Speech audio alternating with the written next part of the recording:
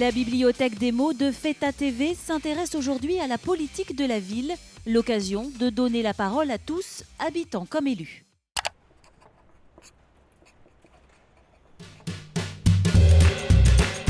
On doit travailler sur la politique de la ville. Mais alors les mots, cohésion sociale, renouvellement urbain, développement économique, conseil citoyen.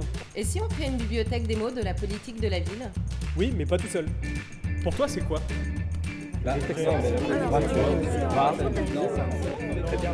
Qu'est-ce que vous en dites ? Ouais ! Alors, on choisit quel mot ?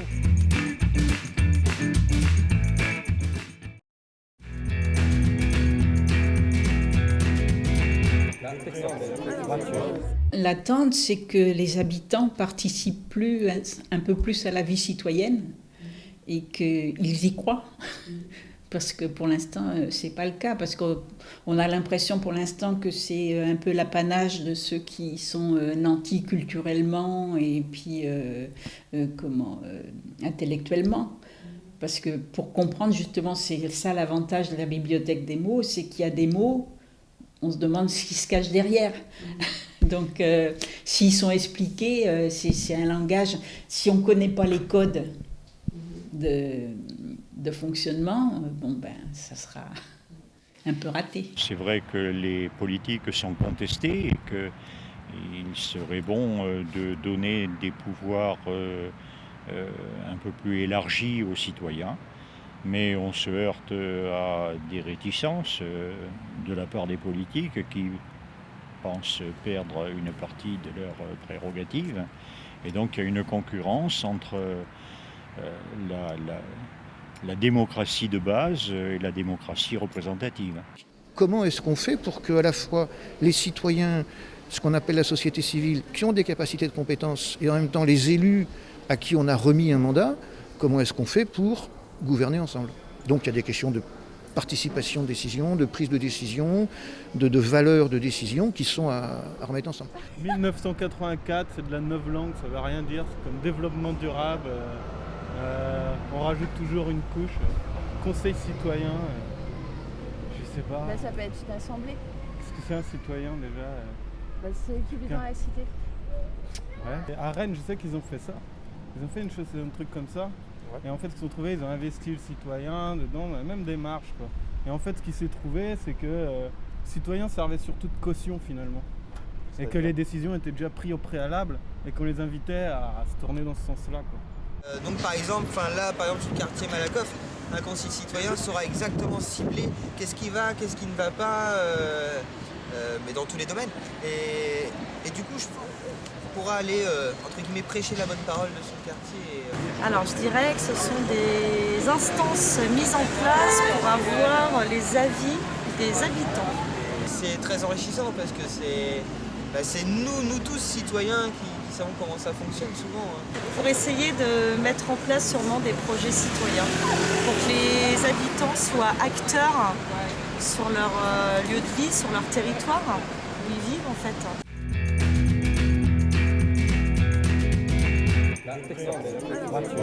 La ville est chargée de la mise en gros, de transmettre la liste au préfet. Voilà, je ne suis pas chargée de choisir les habitants, de choisir les associations, de choisir tel ou tel animateur, mais je suis chargée et mon engagement est, effectivement, monsieur le préfet, voici la liste du conseil citoyen de Malakoff et voici les moyens afférents qu'on a donnés pour qu'ils puissent travailler et produire.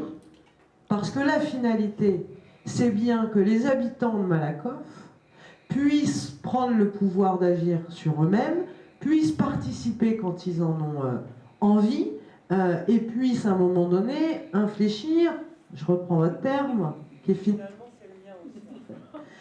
sur des décisions publiques. À quoi ça sert un conseil citoyen? C'est de dire qu'un groupe de citoyens se lève et pose des sujets sur la table qu'il a choisi lui-même. Ça, c'est ce à quoi sert un conseil citoyen.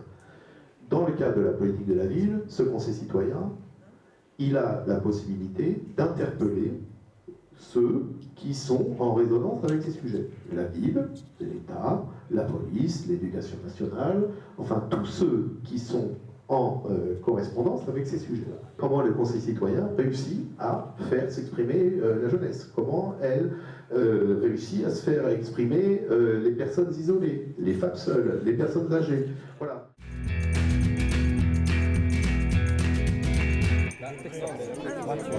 La différence qu'il y a, par exemple, entre un conseil citoyen et un conseil local consultatif, les CLQ ou les conseils consultatifs ou dialogue citoyen, peu importe, les autres vont être chapeautés par l'institution. À chaque fois, c'est un élu qui invite et l'équipe, enfin, les salariés, les agents territoriaux qui mettent en place, qui invitent et qui font les réunions. Là, c'est le contraire. Là, c'est les associations et les habitants qui invitent, qui mettent en place, qui donnent leur ordre du jour, qui décident de quelle thématique ils veulent aborder. C'est pas la même configuration, c'est pas le même fonctionnement, c'est pas du tout la même démarche. Il faudra que des associations se mobilisent pour être présentes dans ces instances. Il faudra que des citoyens, à l'échelle des quartiers, se mobilisent pour être présents à l'intérieur de ces instances. Parce qu'elles sont sans doute critiquables, mais s'ils ne rentrent pas dedans, elles ne pourront pas évoluer.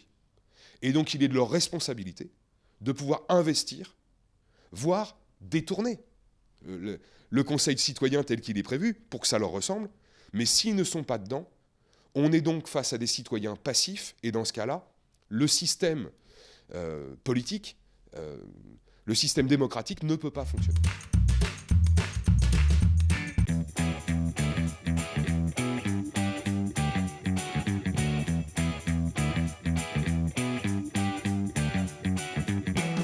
Le Vlip.fr poursuit sa série sur les danses. Reportage aujourd'hui sur le tango pour mieux comprendre la relation du danseur à sa danse.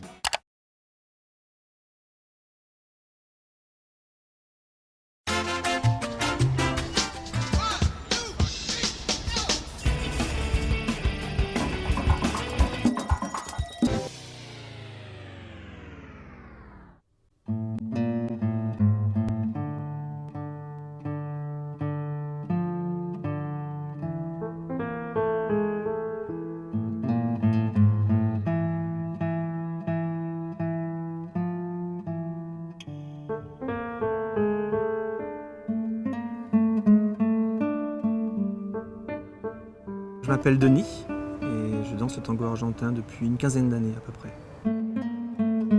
Je m'appelle Emmanuelle, je danse le tango argentin depuis environ 4 ans, mais j'ai toujours dansé depuis petite d'autres danses.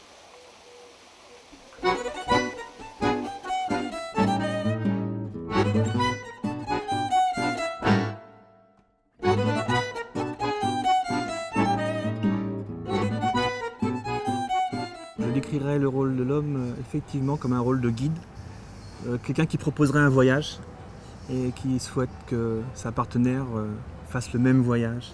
Donc des voyages qui peuvent être tout en douceur ou un peu plus énergiques, mais toujours en connexion. S'il n'y a pas la connexion, il n'y a pas de voyage parce qu'on est déconnecté, on ne fait pas les choses ensemble et ce qu'on propose n'est pas reçu, n'est pas compris. Donc d'abord le garçon doit se faire comprendre avant tout.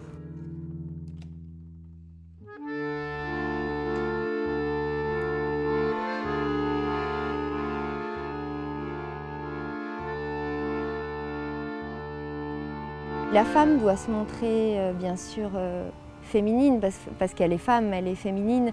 Après, il y a différentes énergies. Il y a un côté très animal, il y a un côté très féminin, parfois passionné. La connexion, elle est d'ordre amoureux ou il y a autre chose. La connexion peut être aussi beaucoup plus large.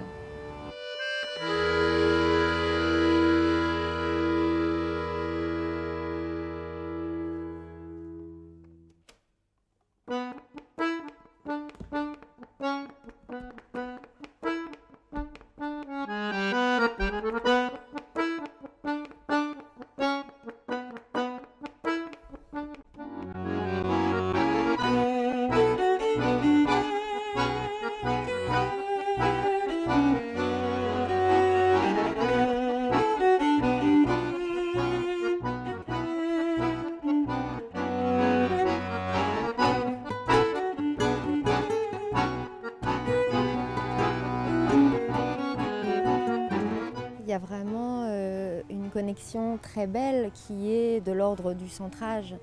Quand on se place avec Denis, on se pose et on sent la respiration de l'autre, vraiment cette énergie qui vous emmène après dans des univers différents. C'est très troublant en tango parce qu'il y a vraiment une connexion très très forte entre la musique, le partenaire, l'environnement. C'est assez magique comme danse.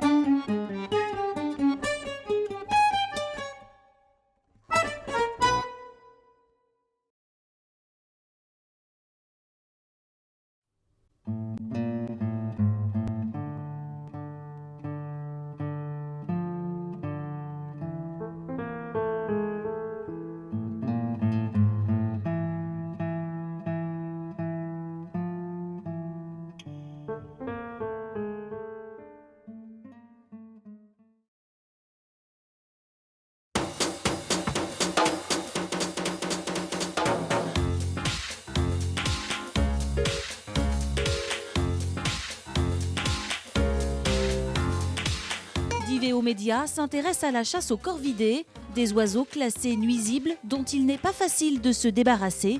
Reportage à Moidon-la-Rivière. Bonjour, évoquons le tir au corvidé autorisé entre mars et fin juillet.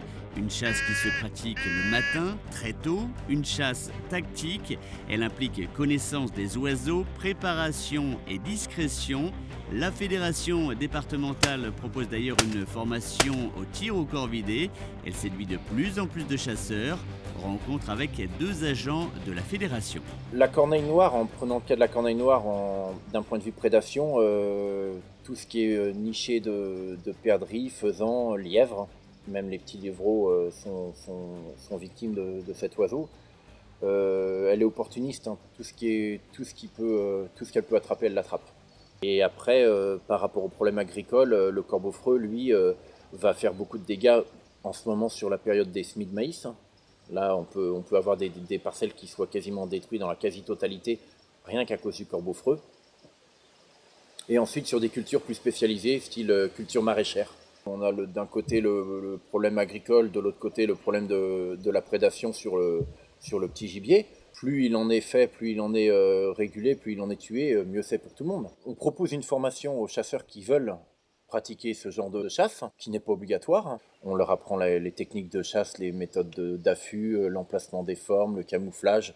On prend tous ces petits points en détail et puis on les développe avec eux. Le but, il est de former un maximum de chasseurs dans le département pour avoir un maximum de résultats par rapport à la régulation des corvidés. On va aborder le sujet des corvidés, à savoir le corbeau-freux, qui est tirable, la corneille noire, qui est tirable aussi, le chouk à détour, qui a un corvidé mais qui lui est protégé. Et donc en fait, la plupart des chasseurs, tous les chasseurs connaissent déjà, savent faire la différence. Mais on insiste sur ce point-là, mais oui, ils sont tous corvidés.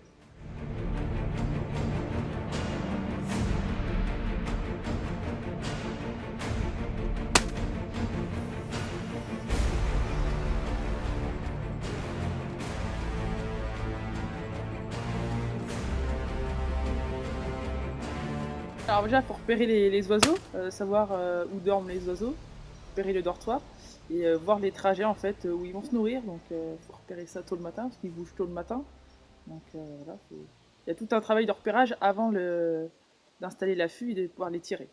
Parce qu'on est camouflé à un poste bien précis et donc on attend les oiseaux à venir en fait. Pour la personne qui aime la chasse à l'affût, c'est vraiment un affût, c'est un affût passionnant. Faut vraiment être au maximum du camouflage, faut être au maximum de la discrétion. C'est pas du tout, c'est à côté de ça la chasse aux pigeons ou aux canards. On pourrait dire que c'est beaucoup plus facile.